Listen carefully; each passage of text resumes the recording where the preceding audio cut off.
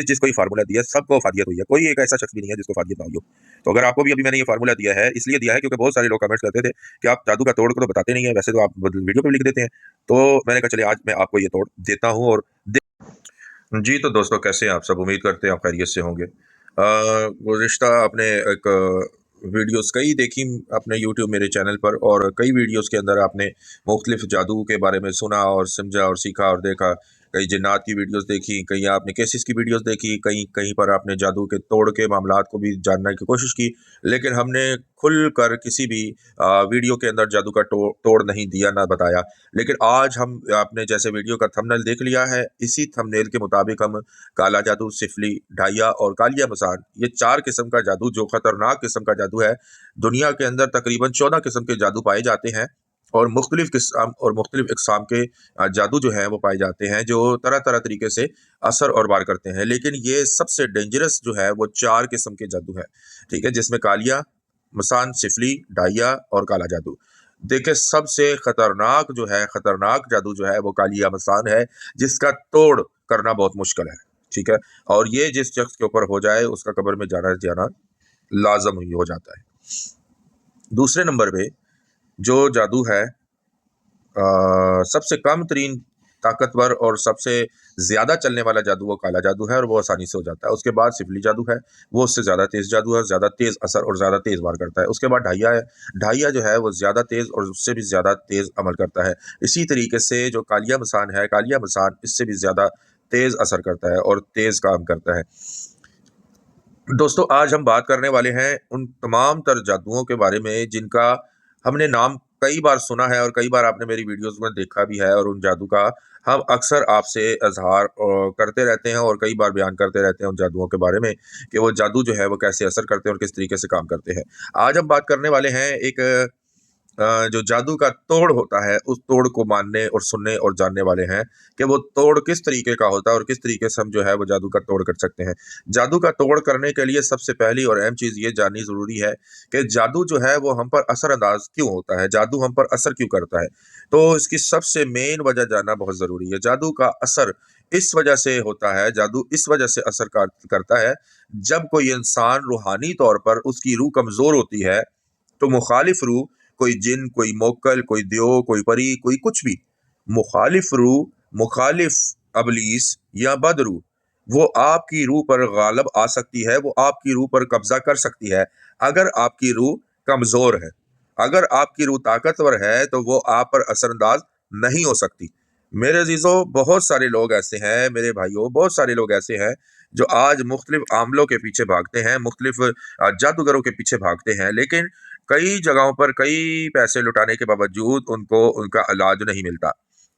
लेकिन मैं आज आपको बताऊं कि आपको किसी भी जादूगर के पास जाने की ज़रूरत नहीं, आपको किसी भी अमल करवाने वाले, करने वाले बंदे के पास जाने की ज़रूरत नहीं। अगर आज आपने ये वीडियो मेरी पूरी सुन ली और पूरी देख ली, तो यकीन जाने कि इस वीडियो के ज़रिए से आप अपने जादू का, जो कोई किसी तरह का भी आपके ऊपर क्यों ना हो, आप उसका इलाज खुद कर लेंगे। लेकिन हो सकता है उसके इलाज में आपको थोड़ा टाइम ज़रूर लग जाए, लेकिन वो आपका जादू कटेगा ज़रूर। वो आपका जादू बेअसर ज़रूर होगा और आपकी सारी चीज़ें बेहतर होती चली जाएगी। सिर्फ फ़र्क इतना आएगा और इसके अलावा कोई फ़र्क नहीं आएगा।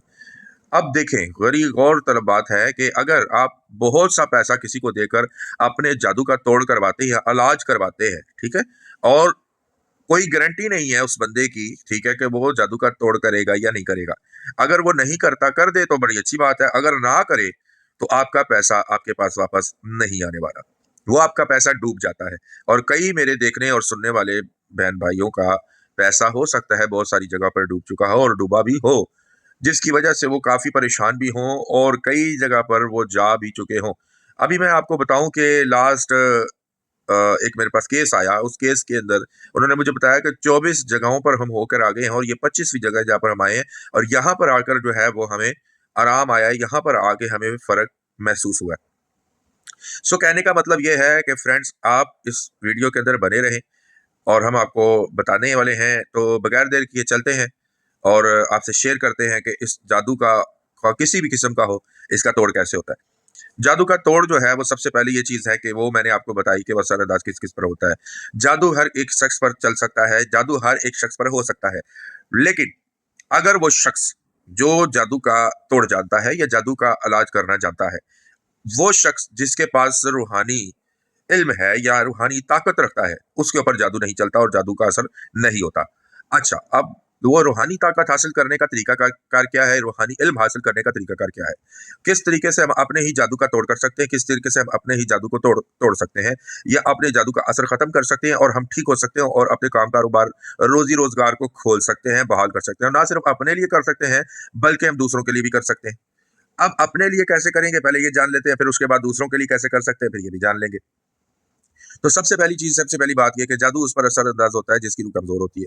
तो सबसे पहले आपको ये काम करना पड़ेगा कि आपको, अगर आप पर कोई भी जादू है, कोई भी शख्स जो पेशेंट है, जो जिसके ऊपर जादू हुआ है, या कोई भी फैमिली जिसके ऊपर जादू हुआ है, खा कैसा भी जादू, कोई भी जादू है, काला जादू है, सिफली है, कालिया मसान है, ढाइया, या कोई भी 14 इकसाम के जादू में से कोई भी जादू उसके ऊपर हुआ है, तो सबसे पहले उसको ये बात सुननी और समझनी चाहिए। सबसे पहले उसको अपने आप की सफाई करनी पड़ेगी।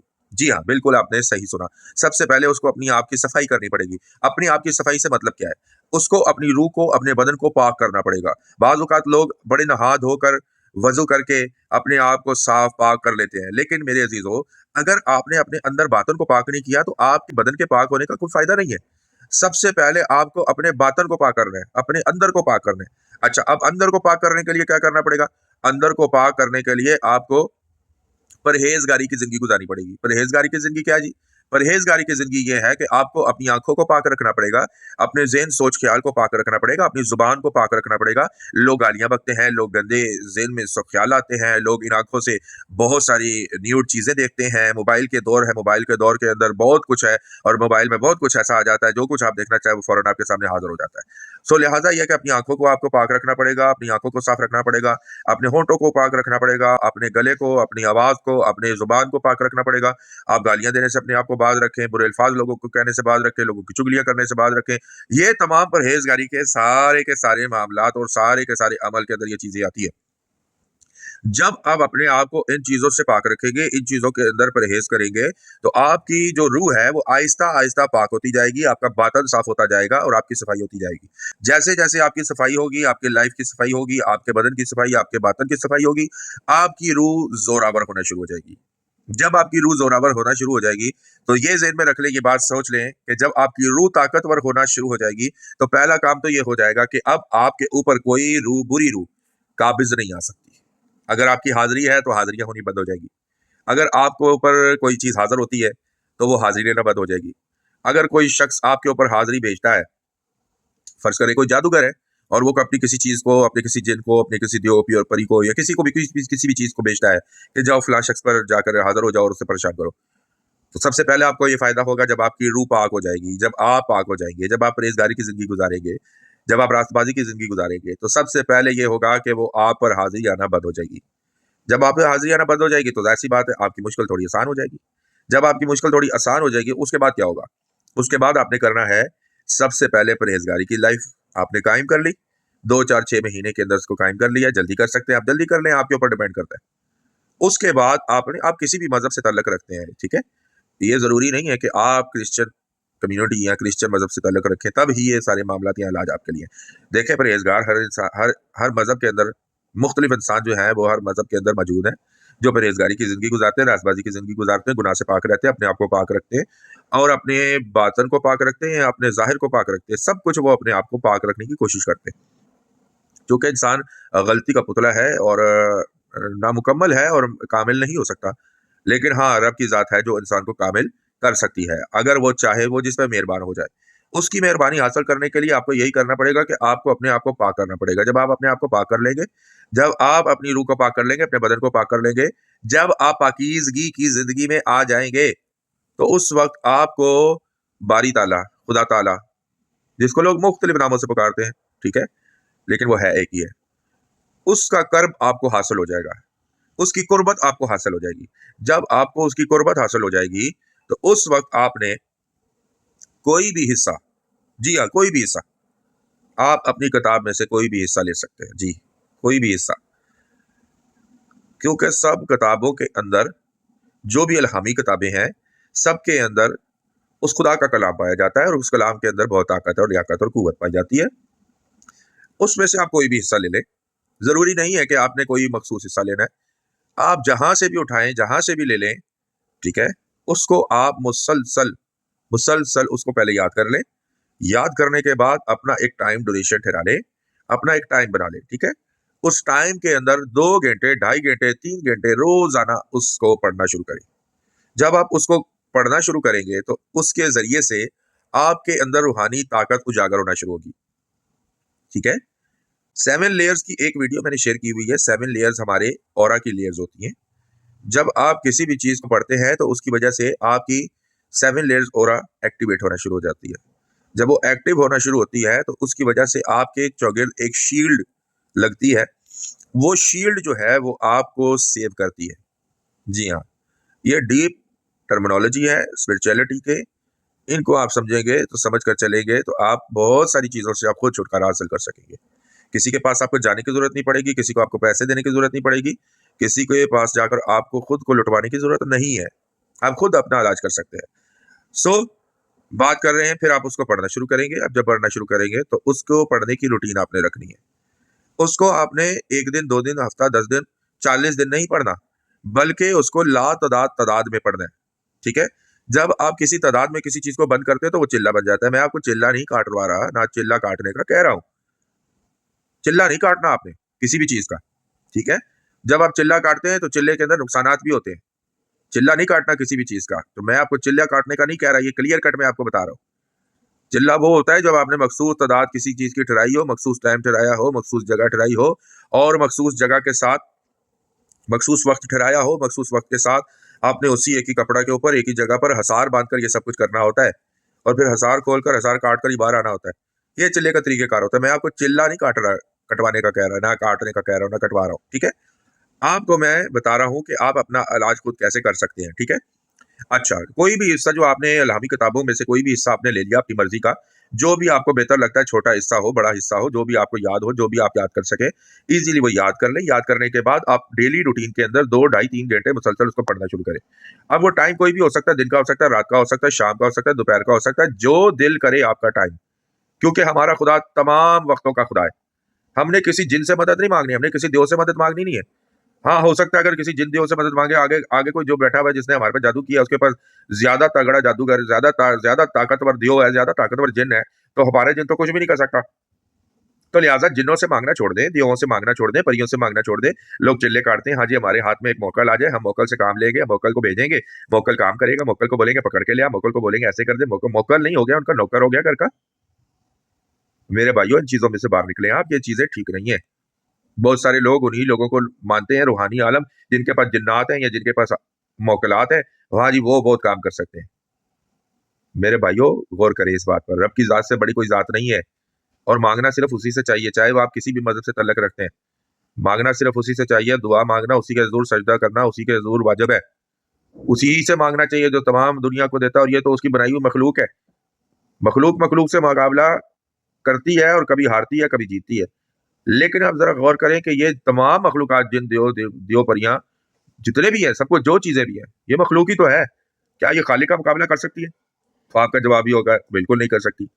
तो मैं आपको यही बताना और समझाना चाहता हूं कि आप उससे मांगे, उससे दुआ करना शुरू करें, उसके हजूर बैठना शुरू करें, उसकी कुर्बत हासिल करें, जो आपको सब कुछ दे सकता है। मेरी बात समझ आई आपको? सो फिर मैं बताऊं आपको, फिर बात करूं आपसे कि जितनी इल्हामी किताबें हैं, इल्हामी किताबों में से कोई भी हिस्सा जो आपको, छोटा हिस्सा जो आपको समझ में आए, जो आप पढ़ सकें, जो आपको इजी लगे पढ़ने में, आपने उसको ले लेना है, और उसको लेकर 2, ढाई, 3 घंटे रोजाना की मशक में उसको पढ़ना शुरू करना है। कोई मखसूस टाइम नहीं है, कोई मखसूस जगह नहीं है, बस आपने इस चीज का ख्याल करना है कि आपने चलते फिरते उसको नहीं पढ़ना।